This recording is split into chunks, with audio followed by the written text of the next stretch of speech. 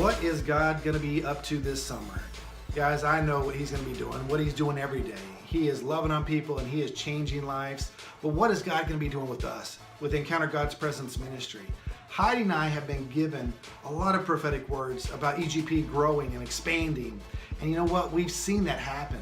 We've seen, once we started back in 2012 with a camp that was geared towards teenagers, and now it's grown and expanded in different areas where we're doing the encounter nights, and we're doing outreaches, and we're doing leadership retreats, and we're doing these different activities for different ages. A lot of times we'll take teams of servant leaders to do like a combo event. Say we'll go down to an area for a weekend, and maybe that Saturday night we'll do like a youth rally or a night of worship, and then that morning we'll do the main church service. And God is doing some awesome stuff, and we'd love to see him move, and the opportunities Heidi is getting where she's leading worship at main church services. And this weekend she'll be leading at a women's retreat, and I had the opportunity on Easter to speak at a main church event. So we're seeing God broaden the realm of influence with EGP, but we've seen almost like a double portion, if you will, and I know you will, with these prophetic words, as like with last year, we took a group of 40 to a different country.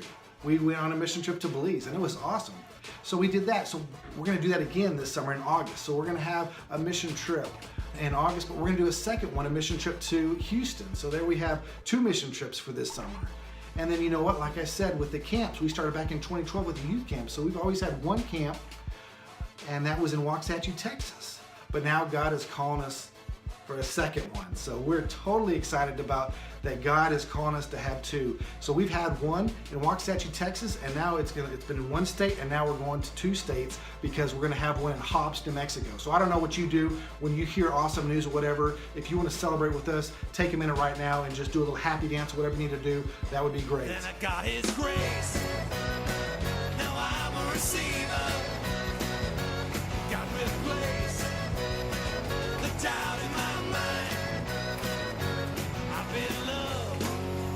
I'm a receiver. Got the Redeemer in my life.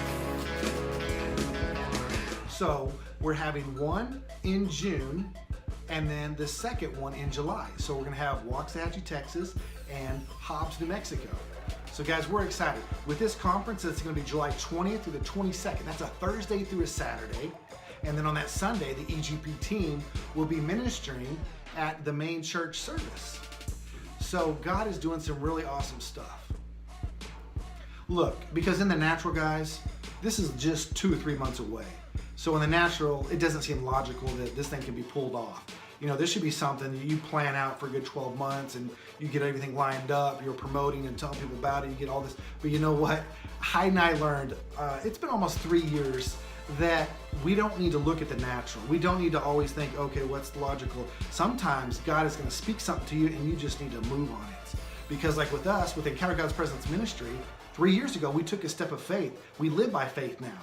This is what we do, Encounter God's Presence Ministry, full time. So we don't know how we're going to pay our bills month to month. So sometimes we get paid with honorarium, sometimes somebody gives us donation. We're praying that God would put it on people's heart to say, look, I see what God is doing with Encounter God's Presence Ministry, and I want to support that. I want to give a donation. I want to give a monthly donation. So you pray about that and hear God on that.